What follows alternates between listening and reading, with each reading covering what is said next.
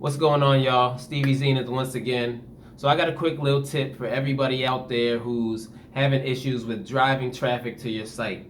Or maybe you're running ads and people just aren't going to your website, right? You're seeing like your page views are mad low for the amount of money you're spending on your ads. So I got a quick tip for you.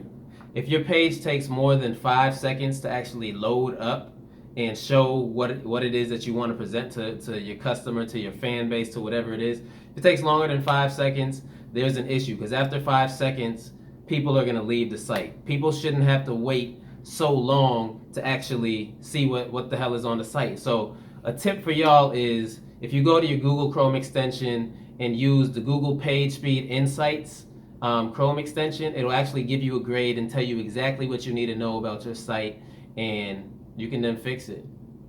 Quick little tip for y'all. Peace.